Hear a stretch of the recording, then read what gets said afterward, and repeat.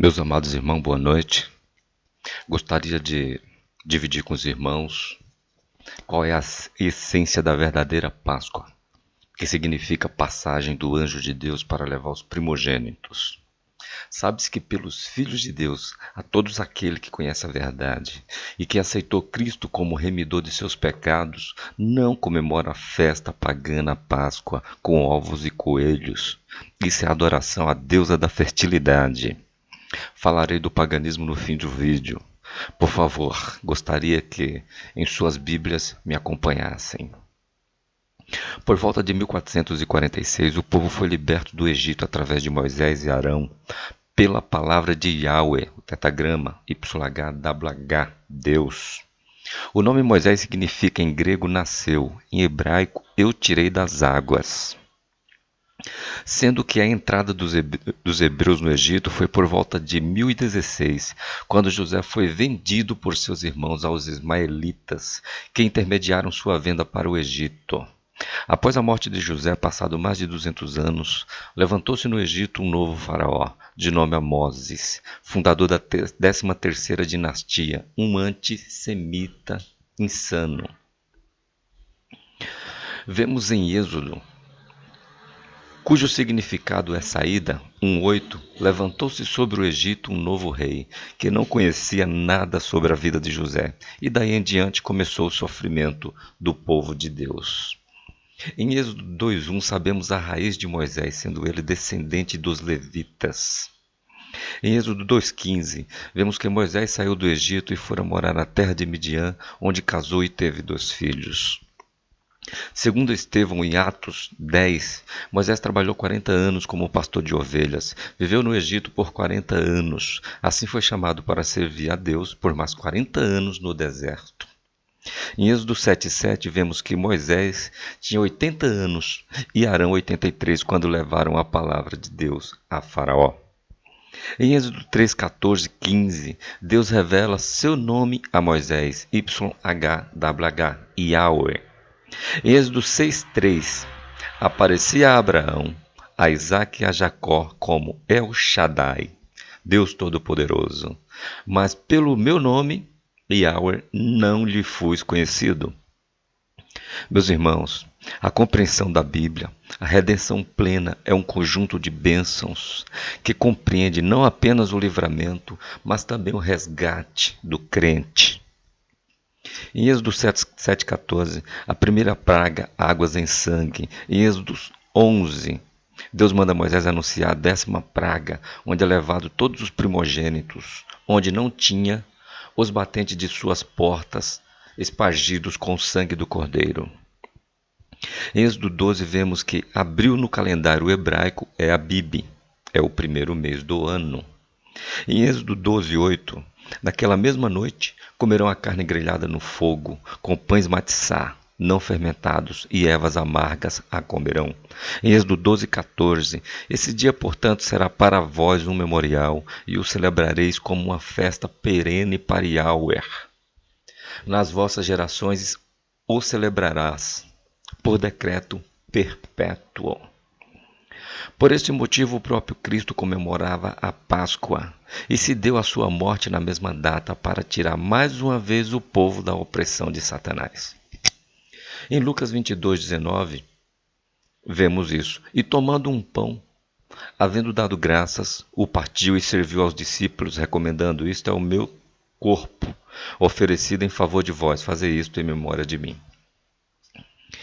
Sendo assim, entendemos que a Páscoa para os filhos de Deus é recordar da libertação do povo de Deus, através de Moisés e através de Cristo, o próprio Deus, livrá-los da opressão de Satanás. Não tem ovos nem coelho. Você ainda não entendeu? Pois é, meu irmão, veja em Êxodo 2:15. Durante 7 dias comereis pães matissá, sem fermento. Desde o primeiro dia tirareis o fermento das vossas casas. Pois tudo o que comer, ramités, algo fermentado, desde o primeiro dia até o 7º, essa pessoa será eliminada de Israel. 12:27.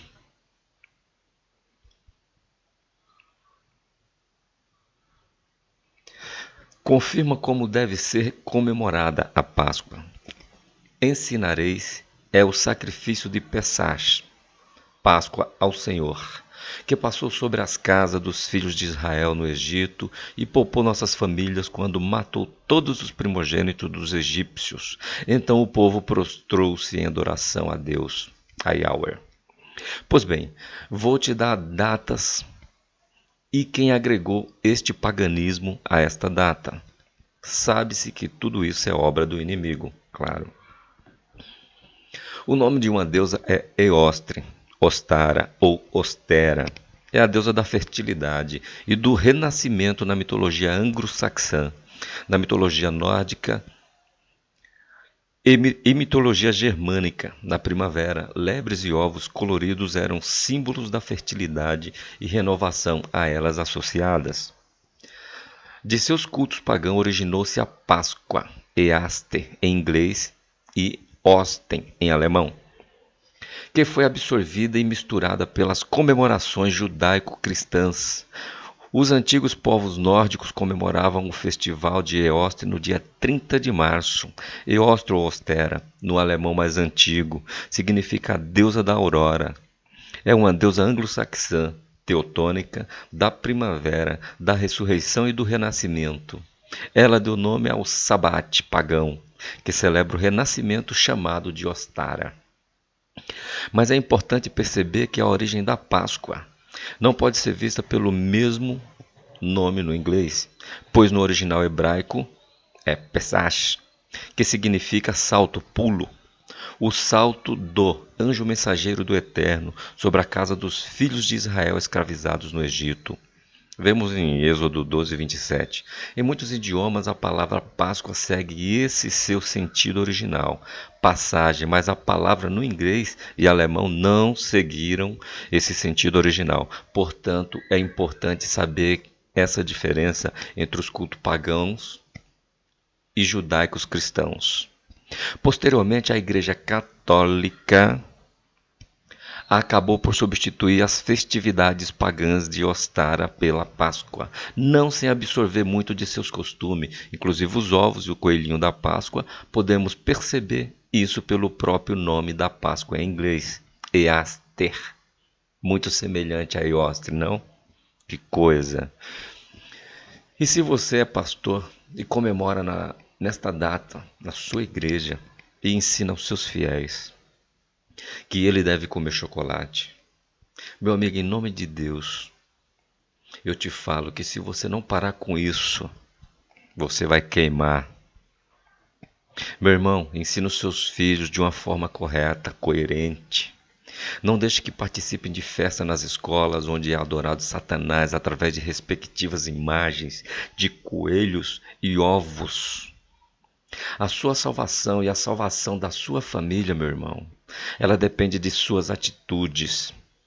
E se a sua atitude é comemorar a Páscoa, conforme é dito em Êxodo, parabéns, que Deus vos abençoe.